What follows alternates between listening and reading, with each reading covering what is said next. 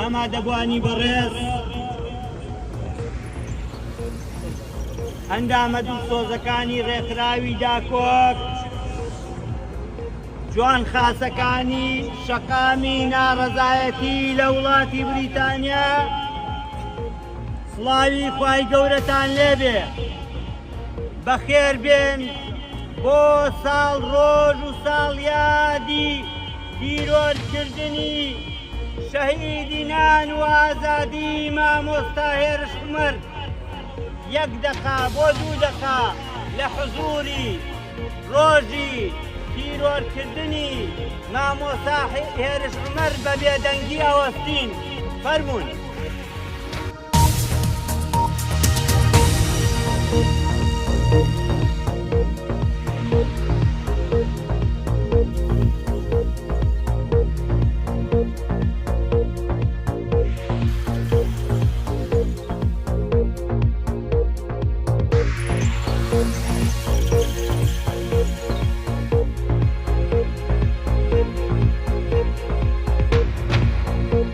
وتاری بنەماڵەی مامۆستا هێرش عومەر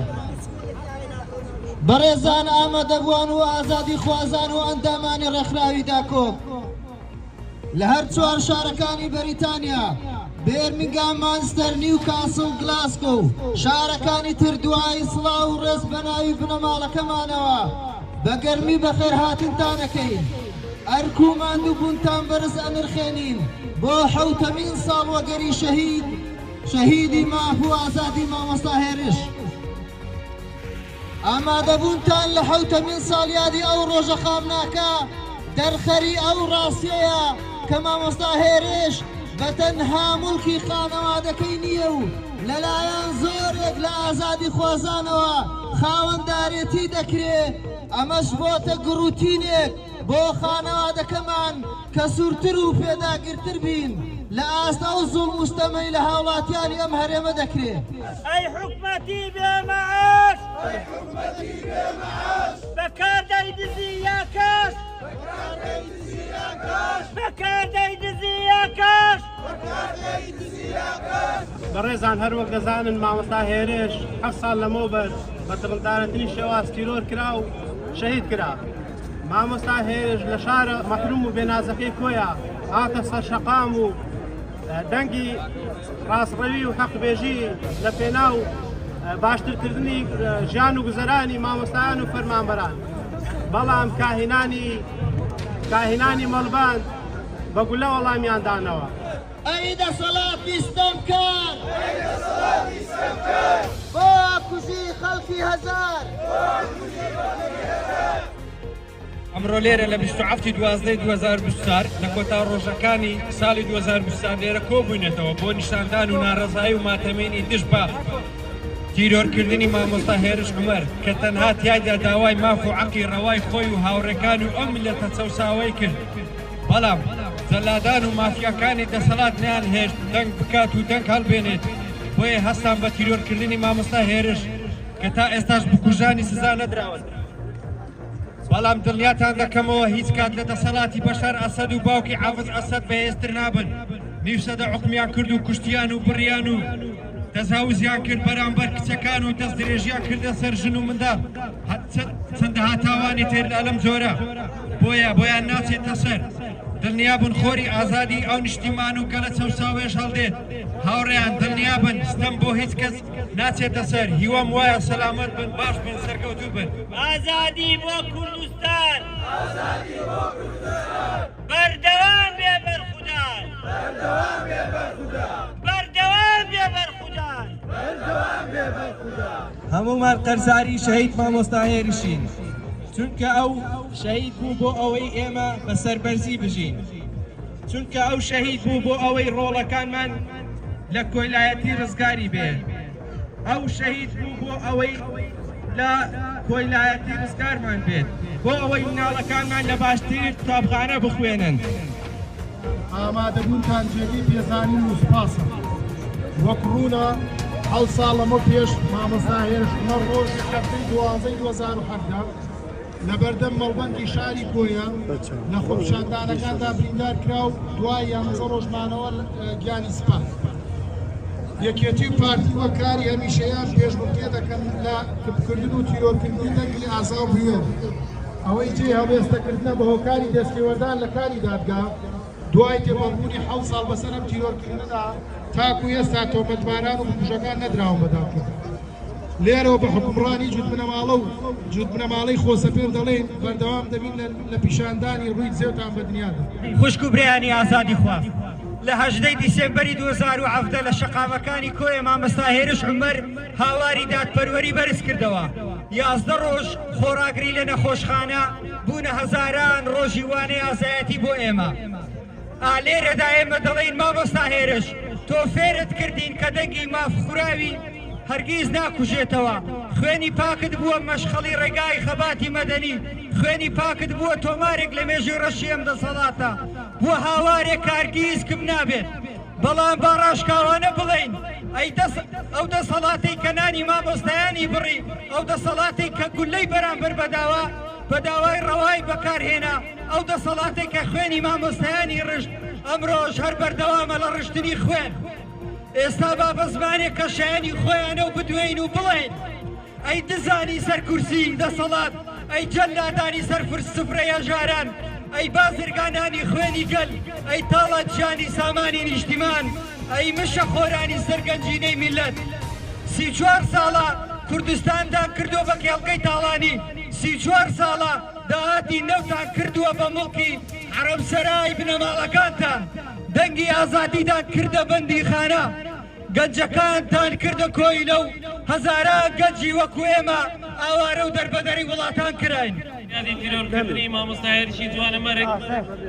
سەری ڕێز و نەوازشدا دەنوێنم بۆ سەرجەم شەهیدانی کورد و کوردستان ئەمڕۆ وەک ڕێکخراوی داکۆک لێرە ئامادەیمان هەیە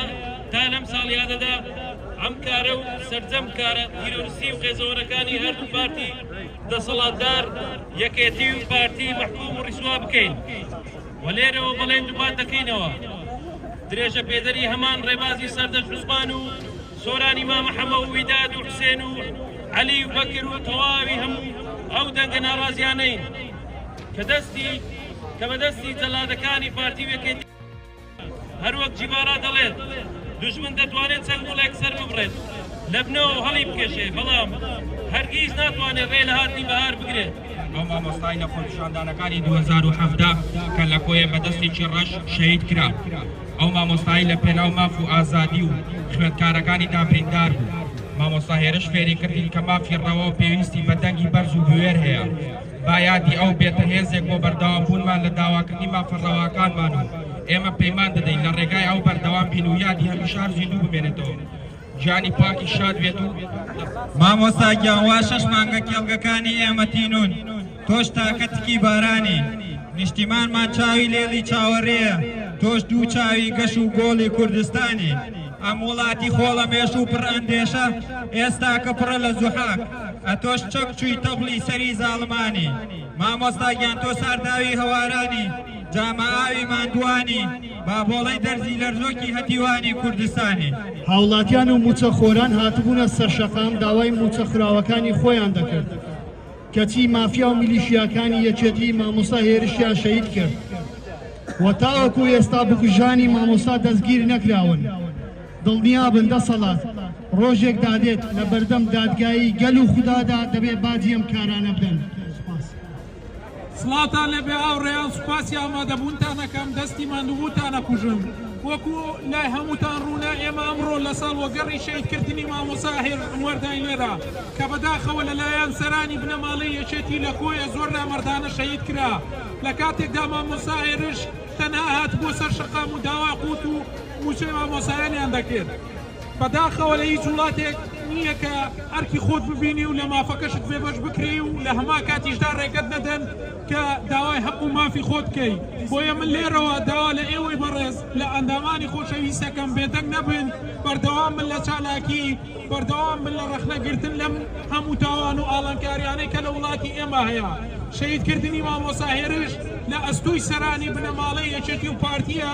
و دەستگیرنەکردنی بکوژانیش لە ئەستۆی دەستگا ئەمنی و ئاسایش و دادەکانی هەرێم و عێراقا دەستان خۆش بێ سوپاسی ئامادەبوونتانەکەم هیوای بەردەوامی و پێدەنگ نەبن دەست خۆش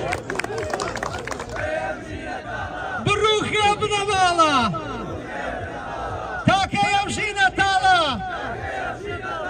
بڕوخە بنەماڵە تاکە ئەمژینە تاڵە بڕوخە بنەماڵە لەسا خۆش مامۆستا هێریش شەهیدی نان و ئازادی بەداخەوە ئاوەتەخوازی ئەو بووین کە بەشداریکردنمان لەم چالاکانە ئەو بێت کەوا باس لەوە بکەین کە توانیمانە چی بکەین و چی بەدەست بێنین کەچی ئەبێت باس لەوە بکەین کە ئەم وڵاتە بۆچی وای لێ هات دەوڵەی تفەنگی هاونیشتمانانی خۆمان بکرێتە سنگی هاونیشتمانانی خۆمان بۆچی گەشتین بەم شوێنە هەموو شتێ بێنرخ بووە هیچ شتێک ئەو قیمەتەی نەماوە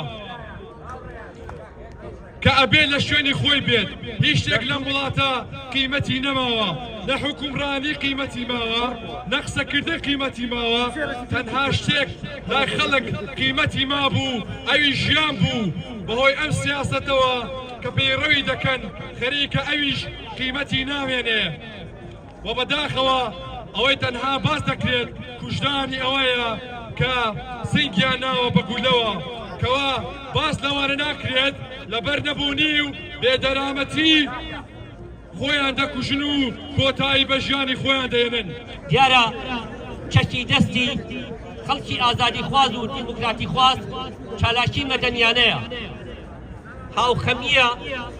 بۆ پرسە تراژیدیەکان پاڵپشتیە بۆ کار و سەرکەوتن و چالاکیەکان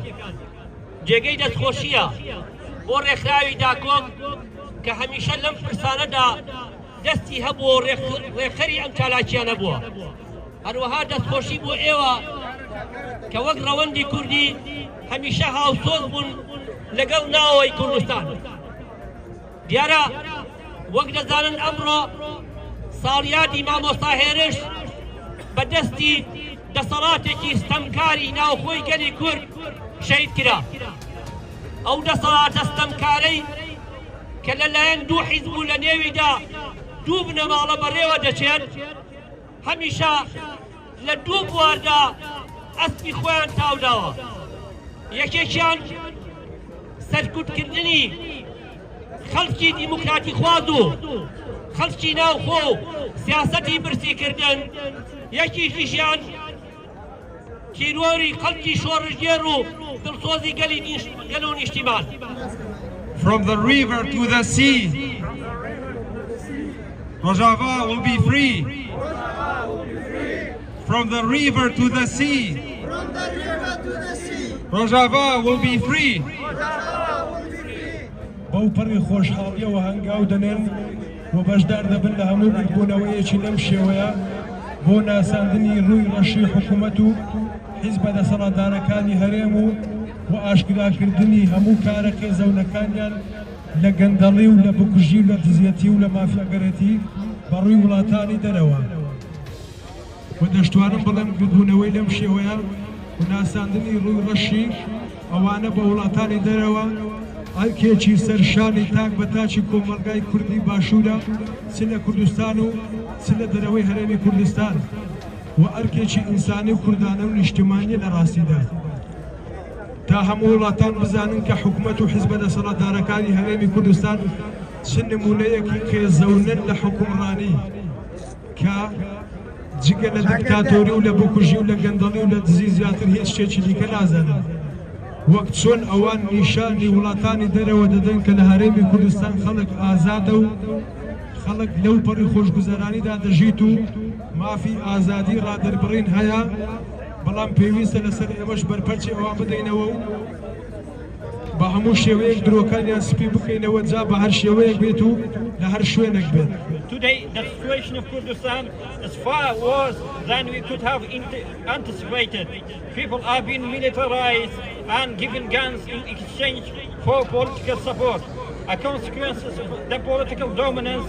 of the two of the major political parties. All areas of society, including tribunals, security forces, and controlled by these political parties. In Kurdistan, so-called Kurdistan Democratic Party, KDP controls area, tribunals are used as a tool to punish its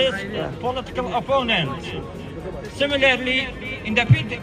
PUK-controlled Green Zone, security and tribunal operated on the party's agenda. The reality is highlighted by the public assassination of Mr. Erich Umar in front of the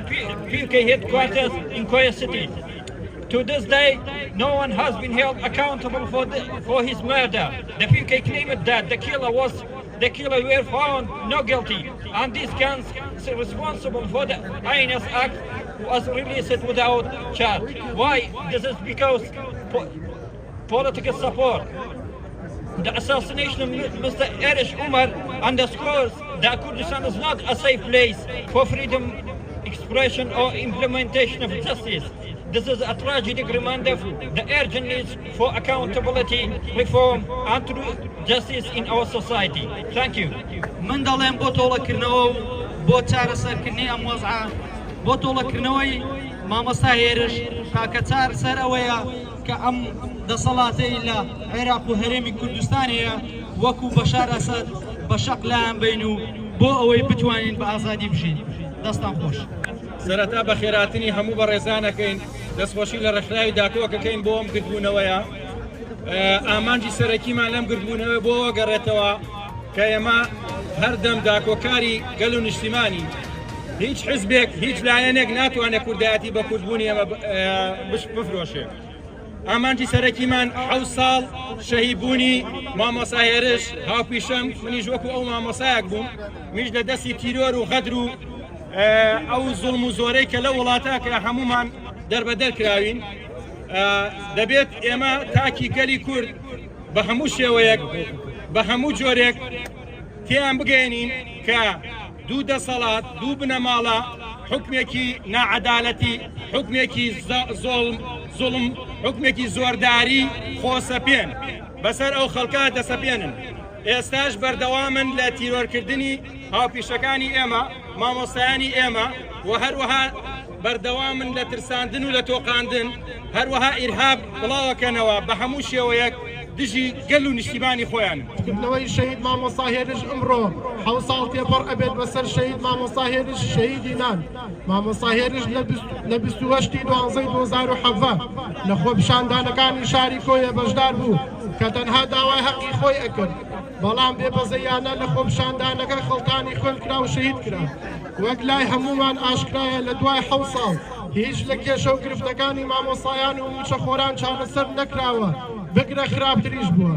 ئێمە یادی مامۆستا هێرشمان بە بەرزی ڕاگرت و پشتیوانی بۆ خەڵکی کوردستان دووپا دەکەینەوە و لەگەڵتانە. سپاس بۆ ئامادەبوونتان بەخێراتن. لە یادی 7 ساڵەی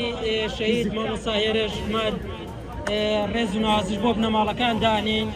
و داوا لە دەسەڵاتی گەندەڵ و دزی یەکێتی پارتی کە چۆن نیشتیمانیەکان بەش کردووە خوێنی ڕۆڵەکان لە پێناوی حەقی خۆیانە ئەڕژن. ئێمە داوان لەکەین لە یاسایەکی عەدالەتی نیشتیمانی و نەتەوەییدا بتوانن سەرانی بنەماڵەکان گشتی لە دادگا خۆیان ببینەوە و گەنجان و لاوانی هەڵاتی وڵاتێک کە بەرەو هەندەران هاتوون لە دەستی سیستەمێکی ناعەدالەتی و نیشتیمانی بۆ ئەوانەی کە دەیان شەهیدی وەکو ڕۆژنامە نووسەکانی کاوەگەرمانی و سەردەژ عوسمان و دەیان شێوەسی چالاکی مەدەنیان کردە خۆشوش و کەس نازانێت چۆن خوێنەکانیان ڕەش کردن. ئێمە لێرەوە وەک چەند وەخۆم وەک چالاکەوانێکی سەربەخۆ دەستخۆشی لە ڕێکخراوی داکۆکەکەم